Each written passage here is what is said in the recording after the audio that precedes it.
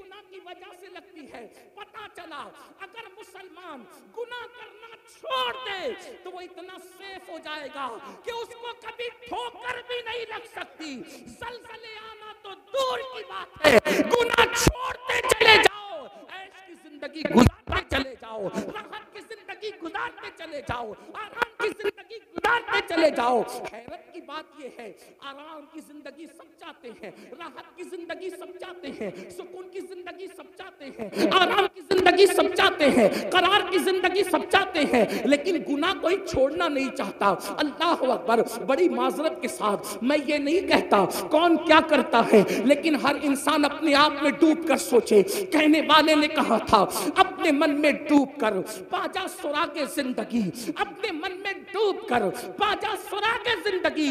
तू अगर मेरा नहीं बनता न बन, अपना तो बन। मुसलमानों हम अपने तो बन जाएं। अपने आप में डूब कर सोचो मैं क्या करता हूं। तवज्जो करना, ये महफिल तू क्या करता है उसकी नहीं है, ये महफिल खुद एहतिसाबी की महफिल है। ये हमारे उलमा की पुष्ट पनाही में ये जो फकीर कादरी अर्ज कर रहा है, आज हम ये नहीं कहेंगे तू क्या कर रहा है, कौन क्या कर रहा है।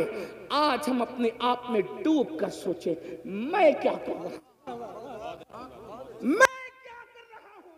कुरान कहता है या अय्युहल्लज़ीना आमनू अलैकुम अनफुसकुम, ऐ ईमान वालो अपनी फिक्र करो। आज मुसलमान के अंदर ये बीमारी पैदा हो गई, तू क्या कर रहा है, वो क्या कर रहा है, कौन क्या कर रहा है। इसलिए हर आदमी दूसरे को मुजरिम ठहराता है, खुद एहतिसाबी नहीं। हमारे बुजुर्गों में क्या तरीका था, मैं क्या कर रहा। एक मर्तबा सुल्तानुल आरिफीन हजरत बायजीद बुस्तामी के दौर में बारिश बंद हो गई, बारिश बंद हो गई। लोगों ने कहा बारिश बंद हो गई, चलो सुल्तानुल आरिफीन बायजीद के पास। ये बायजीद कौन, सैयदुत ताइफा, ताउसुल उलमा। हजरत जुनैद बगदादी फरमाते हैं जो मर्तबा फरिश्तों में जिब्रील अमीन का है, वो वलियों की कायनात में अल्लाह ने सैयदुल सुल्तानुल आरिफीन हजरत बायजीद बुस्तामी को मकाम अता फरमाया। जैसे फरिश्तों में जिब्रील, वैसे वलियों में बायजीद बुस्तामी। ये बात जुनैद बगदादी ने उस वक्त कही, अभी सरकार गौस पाक की आमद नहीं हुई थी, उनकी आमद से पहले ये बात कही गई। आपसे पूछता हूं, जो वलियों में जिब्रील की तरह है, जैसे फरिश्तों में जिब्रील, वैसे सुल्तानुल आरिफीन बायजीद वलियों में है, ऐसी हस्ती के पास लोग आके कहते बारिश बंद हो गई। तवज्जो करना, अपने दौर की बेमिसाल हस्ती, जिसकी बारगाह में दाता अली हुजवेरी जैसे लोग खिराज अकीदत पेश करेंगे, जिसकी बारगाह में जुनैद बगदादी जैसे लोग खिराज अकीदत पेश करेंगे, जिसकी बारगाह में सिर्र सख्ती जैसे लोग खिराज अकीदत पेश करें, वो सुल्तानुल आरिफीन हजरत बायजीद बुस्तामी रज़ी अल्लाह ताला के पास जब लोग पहुंचे, हजरत बारिश नहीं हो रही, क्या फरमाते, मैं जान गया क्यों बारिश नहीं हो रही। तवज्जो करें, मैं जान गया क्यों बारिश नहीं हो रही। कहा मेरे गुनाह हद से बढ़ गए, मेरे गुनाह हद से बढ़ गए, इसलिए अल्लाह ने मेरी वजह से बारिश रोक ली। एक काम करता हूं, मैं ही शहर छोड़ करके चला जाता हूं। जब मुजरिम और पापी शहर से निकलेगा तो जिसकी वजह से बारिश रुकी है, फिर बारान रहमत का नुज़ूल हो जाएगा। लोग हैरत ज़दा रह गए, इतनी बड़ी हस्ती, इतनी बड़ी शख्सियत जिसकी जिंदगी में कभी तहज्जुद फौत न हो, जिसका मकाम और मर्तबा मकाम शहूदी और हुजूरी में ये हो कि खुद फरमाते हैं एक लम्हा भी जलवे यार अगर नजरों से ओझल हो जाए तो मैं अपने आप पर कुफ्र का फतवा दे दूं। अंदाजा तो फरमाए ये मकाम हुजूरी की मंजिल पर फाइज है और हाल के कहते हैं मेरे गुनाह बढ़ गए, इसलिए मैं शहर छोड़ करके जाऊंगा, मेरी वजह से बारिश रुक गई है, बारान रहमत का नुज़ूल होगा। और सुल्तानुल आरिफीन जैसे ही शहर छोड़ के निकले, अल्लाह को आजिज़ी की यादा इतनी पसंद आ गई, लोगों के इस्तिस्का और दुआओं से बारिश नहीं हुई, बायजीद की आजिज़ी की बरकत से बारान रहमत का नुज़ूल हो गया।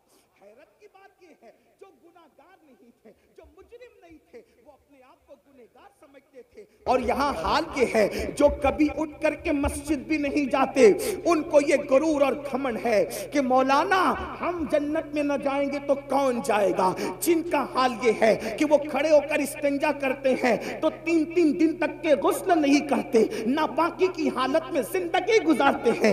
جو غسل جنابت کے حوالے سے اتنے غافل ہیں کہ 3 دن ناپاک پڑے رہتے ہیں, ان کو بھی یہ گھمنڈ ہے کہ مولانا ہم جنت میں نہ جائیں گے تو کون جائے گا.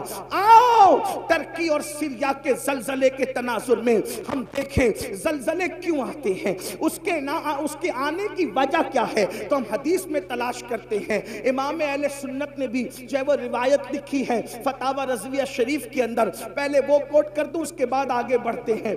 فرمایا گیا کہ ان زمین کی نسیں ہوتی ہے, زمین کی رگیں ہوتی ہے, زمین کی شریانیں ہوتی ہے. جس طریقے سے انسان کے جسم میں شریانیں ہیں, جس طریقے سے انسان کے جسم میں رگیں ہیں, اسی طریقے سے زمین کی بھی رگیں ہیں. اور یہ ساری رگیں ایک جو ہے وہ پہاڑ کی طرف بڑھتی ہے اور ایک پہاڑ کے اندر سمٹ آتی ہے اور اس کو کوہ قاف کہتے ہیں. اور وہاں پر وہ ساری رگوں کو کھڑا فرشتہ سمیٹ کر کے موجود ہے. اس کے ہاتھوں میں یہ رگیں ہیں, زمین کی رگیں, زمین کی شریانیں اس فرشتے کے ہاتھ میں ہیں.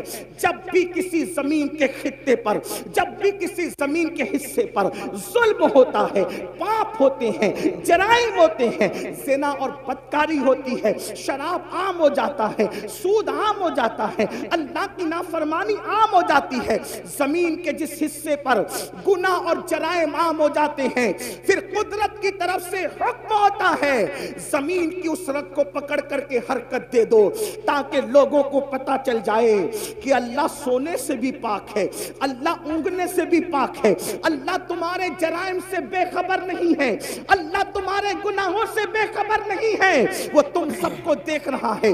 اللہ اکبر. اور جب وہ نس پکڑ کر, وہ رگ پکڑ کر فرشتہ حرکت دیتا ہے تو زمین پر زلزلے کے جھٹکے نمودار ہوتے ہیں. اللہ اکبر.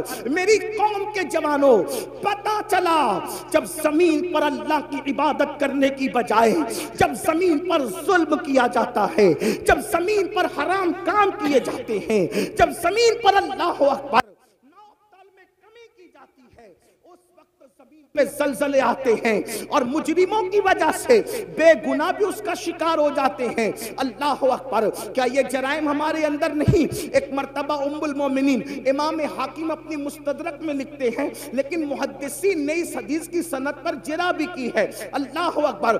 بعض محدثین نے جرح کی, امام حاکم نے اس کو صحیح کہا, لیکن میں امام حاکم کی جو ہے وہ صحت کی بات کو سامنے رکھ کر بالکل نصیحت کے طور پر یہ بات پیش کرتا ہوں. ایک مرتبہ ایک جوان ام المومنین سیدہ عائشہ صدیقہ کے پاس آیا. کون عائشہ صدیقہ؟ مفتی 4 ملت. کون عائشہ صدیقہ؟ جس کے بستر پہ قرآن نازل ہوتا ہو. کون عائشہ صدیقہ؟ سینکڑوں صحابہ اور ہزاروں تابعین جس کے شاگرد ہوں. ان سے پوچھا امی جان یہ بتائیں کہ زلزلے کیوں آتے ہیں, زلزلے آنے کی وجہ کیا ہے؟ تو ام المومنین نے اس کی طرف سے چہرہ پھیر لیا. چہرہ پھیرنے کی وجہ یہ تھی کہ زلزلہ آنے کی وجہ اتنی نازک بیان کرنا چاہتی تھی کہ اس کے سامنے بیان نہیں کرنا چاہتی تھی. بیک گراؤنڈ حدیث کا یہی بیان کر رہا ہے. پوچھنے والے نے پوچھا تو اس کو بیان نہیں فرمایا, یعنی جب اس نے سوال کیا تو چہرہ پھیر لیا. لیکن اللہ اکبر. پھر حضرت عبداللہ نے پوچھا امی جان آپ بتائیں کہ زلزلہ کیوں آتا ہے اور زلزلہ آنے کی وجہ کیا ہے؟ تو اس وقت ام المومنین نے ان کو جواب دیا, حضرت عبداللہ کو جواب دیا, عبداللہ زلزلہ آنے کی وجہ یہ ہے جب عورتیں اس نیت سے گھر سے خوشبو لگا کر کے نکلتی ہے کہ لوگ ان کے حسن کے فریب میں مبتلا ہو جائیں, ان کی طرف راغب ہوں. خوشبو لگا کر کے عورتیں اپنے گھروں سے اس لیے نکلتی ہے کہ لوگ ان کے فتنے میں مبتلا ہوں. پھر اس وقت زلزلے آتے ہیں جب عورتیں نامحرم اور مردوں کے سامنے, جب عورتیں نامحرم مردوں کے سامنے, اجنبی مردوں کے سامنے ننگی ہونے لگتی ہے، زنا کے لیے تیار ہو جاتی ہے، اپنے جسم کو پیش کرنے لگتی ہے، اس وقت زلزلے آتے ہیں۔ اللہ اکبر۔ ابھی آگے اور بھی روایتیں پڑھی جائے گی اگر وقت رہا تو، جتنا وقت مجھے دیا گیا میں اسی میں گفتگو مکمل کروں گا، لیکن آپ کی توجہ چاہتا ہوں، آپ سے پوچھتا ہوں، کیا ہماری بہن بیٹیاں آج گھروں سے عطر لگا کر نہیں نکل رہی ہے، خوشبو لگا کر نہیں نکل رہی ہے، پرفیوم لگا کر کے نہیں نکل رہی ہے، خوبصورت بن کر کے نہیں نکل رہی ہے، میک اپ کر کے نہیں نکل رہی ہے؟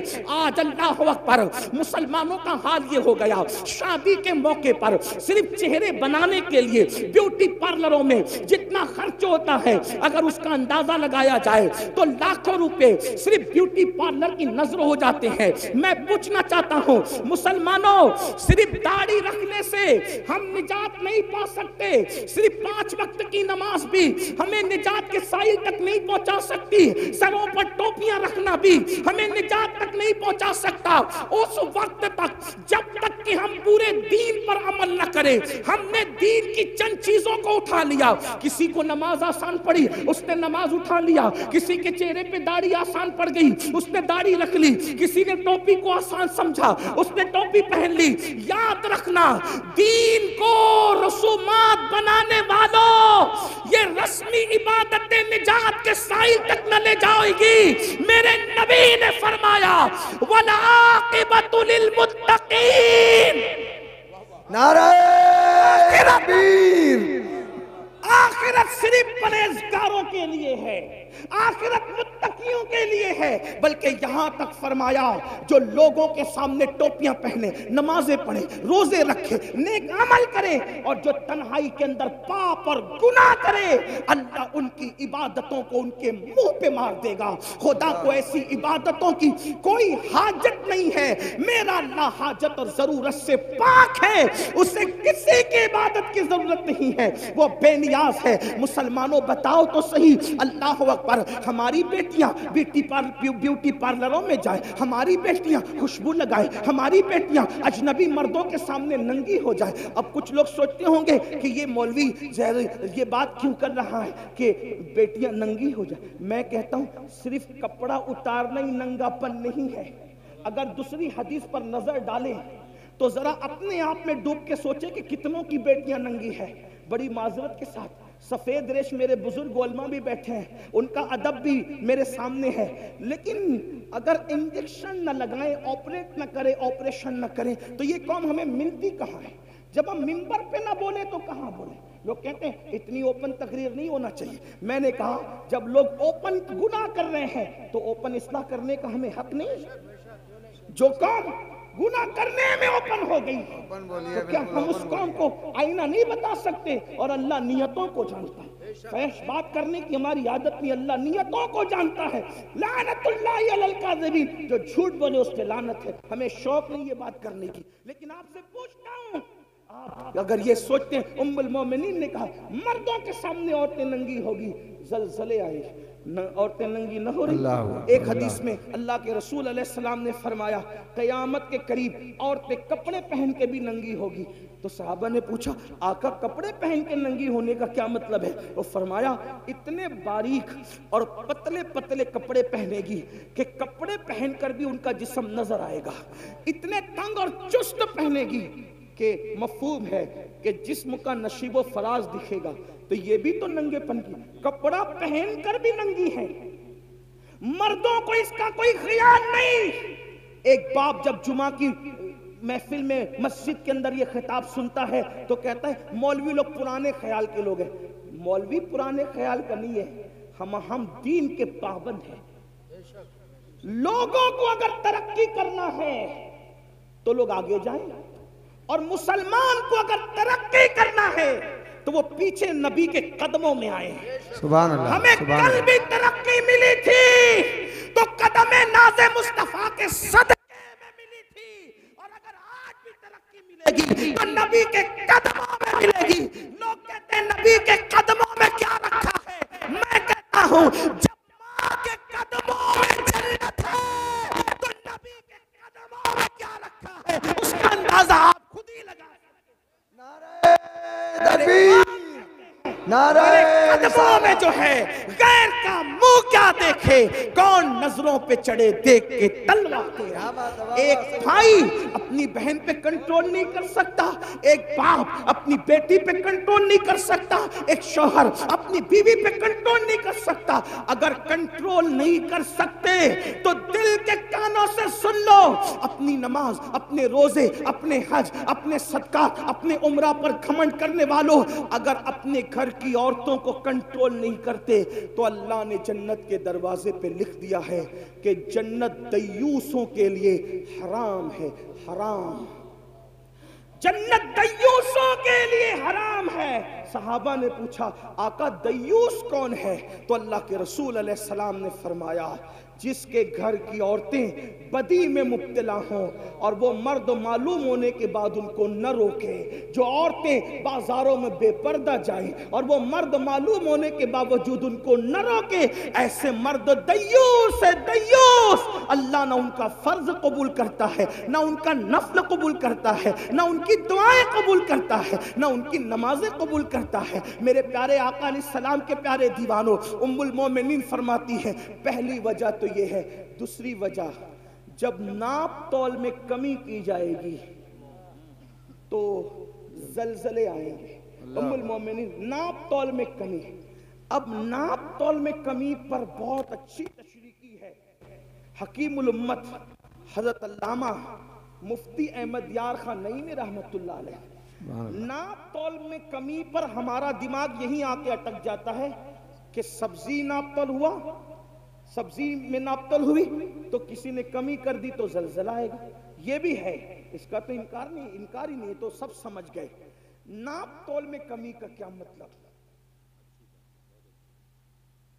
اللہ قرآن مقدس میں فرماتا ہے ناپ تول میں کمی نہ کرو،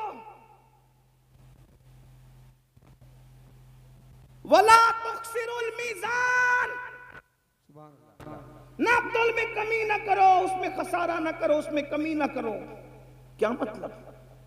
ناپ تول میں کمی نہ کرنے کے کئی معنی ہے، ایک معنی یہی تو بات ہے، جب غالب اور اقبال کے کلام کے اتنے معنی نکل سکتے ہیں تو پھر مصطفیٰ جان رحمت کی حدیث کے اس کے کتنے معنی نکل سکتے ہیں؟ اسی کو تو میرے امام کہتے ہیں نا، میں نثار تیرے کلام پر ملی یوں تو کس کو زبان نہیں، وہ سخن ہے جس میں سخن نہ ہو، وہ بیان ہے جس کا بیان نہیں، اور فصحا عرب کے بڑے بڑے تیرے آگے یوں ہے دبے لچے، کوئی جانے منہ میں زبان نہیں بلکہ جسم میں جان نہیں۔ حدیث کی تشریح ہو رہی ہے حکیم الامت کی زبانی، اور میں اس کو بطور مفہوم پیش کروں۔ ناپ تول میں کمی ہوتی ہے تو زلزلے آتے ہیں، تو ناپ تول میں کمی کا ایک مطلب تو یہ ہوا کہ ہم سبزی بیچ رہے ہوں، دودھ بیچ رہے ہوں، وغیرہ وغیرہ جو ناپ کے اس میں کمی نہ کریں۔ اب ناپ تول میں کمی کا ایک معنی یہ بھی ہے کہ کسی کا ہم پہ حق نکلتا ہے تو ہم تو اس کو مانگتے ہیں، لیکن جب ہم پر نکلتا ہے تو اس کو نہیں دیتے۔ ناپ تول میں کمی کا ایک مفہوم یہ بھی ہے، یہ بھی تو لینا دینا ہے نا، اگرچہ اس کا کوئی دکھنے والا ترازو نہیں ہے، لیکن بہرحال ہمیں دینا تو اس کا حق ہے۔ ہر آدمی حق مانگ رہا ہے، حق دینے والے کتنے ہیں؟ کیا بے شمار سفید لباس پر ہمیں وہ کرسی پہ بیٹھے ہوئے حاجی نمازی نظر نہیں آتے جنہوں نے اپنی بہنوں کا حق مار کر کے رکھا ہے، کیا بات، کیا جو اپنی بہنوں کو حصہ نہیں دیتے؟ کہ بے شمار ایسے لوگ نہیں ہیں جنہوں نے اپنے بھائیوں کا حق دبا رکھا ہے، اپنے بھائیوں کو حق نہیں دیتے؟ اگر اللہ نے طاقت دی، 4-6 لوگ ماننے جاننے والے ہوئے تو بڑا بھائی چھوٹے بھائی کو کہتا ہے جا جو کرنا ہے کر لے، میں نہیں دوں گا، اور پھر اس کے بعد اس کے ننگے پن پر کوئی انصاف کرنے کون سامنے آتا ہے؟ کون آتا ہے آنکھ میں آنکھ ڈالنے کے لیے؟ کون آتا ہے کسی کو حق دلانے کے لیے؟ کون آتا ہے کسی کے حق کے لیے؟ اللہ اکبر۔ بلکہ لوگ کہتے ہیں یار وہ تو ننگا آدمی ہے، وہ تو دادا آدمی ہے، وہ تو بھائی گیری کرتا ہے، اس کے پاس جائیں گے تو یہ ہوگا اور یہ ہوگا اور یہ ہوگا اور یہ ہوگا۔ سن لو، جس وقت حق تلفی کی جا رہی ہو اور پھر لوگ جو حاجی نمازی اور دیندار کہلانے والے کسی کے حق کے لیے اس کے ساتھ کھڑے نہیں ہیں تو وہ بھی تیار ہو جائے اللہ کے عذاب کے جھٹکے ہوں گے اور زمین کے اندر جو ہوگا اس کا انجام کیا ہوگا. بڑی معذرت کے ساتھ ایک بات میں آپ کو بتاؤں جس کو فقی ابو اللیث سمرقندی رحمت اللہ علیہ نے اپنی کتاب میں لکھا ہے, ذرا دھیان سے سننا. آج ہم ہر سال عمرہ کے لیے جا رہے ہیں, اللہ مبارک کرے, حج کے لیے بھی جا رہے ہیں, مسجد کے متولی بھی بن گئے, 50,000 5-5 لاکھ مدرسوں کے اندر بھی بہت اچھی بات ہے, لیکن بہن کو حصہ نہیں دے رہے ہیں اور بہن بھانجوں سے لڑ رہے ہیں. آپ جانتے ہیں, آئیے ذرا سنیے اور دل کے کانوں سے سنیے, بہن کی حق تلفی کرنے کا انجام کیا ہے. میں نے حوالہ پڑھ دیا, جس کو رجوع کرنا اس طرف کرے, اور میں اس کو اپنے الفاظ کے جامع میں پڑھنے لگا ہوں. اللہ اکبر. آج جانتے ہیں, اللہ اللہ, یہ جو رسومات ہے, دراصل جب شادی ہوتی ہے تو جہیز لوگ اس لیے بھی مانگ لیتے ہیں کہ یہ لوگ کے یہاں تو حصہ دینے کا رواج ہی نہیں ہے, حصہ ملے گا نہیں, اس لیے جتنی بھیک مانگنا ہے مانگ لو. اور آپ کو ایک بات بتاؤں, جب سے یہ جہیز مانگنے کا مطالبہ ہم نے شروع کیا ہے اور ہمارے سماج میں شروع ہوا ہے, ایک بات تو آپ کو بتاؤں, ہمارے مذہب میں تو کفن مانگنے کی بھی اجازت نہیں ہے. توجہ کریں, ہمارے مذہب میں تو کفن مانگنے کی بھی اجازت نہیں ہے. آخر وہ کون سے سنی اور کیسے مسلمان ہے کہ جو جہیز مانگنے کے لیے نکلے ہیں. ہمارے مذہب کا حال تو یہ ہے, اگر ایک چادر پرانی گھر میں پڑی ہوئی ہے اور اللہ اکبر باپ مر گیا ہے تو اسلامی غیرت کہتی ہے 3 مسنون کفن کی ضرورت نہیں ہے. اگر ایک ہی پرانی چادر تیرے پاس موجود ہے تو اپنی غیرت کا سودا کسی کے دروازے پہ مت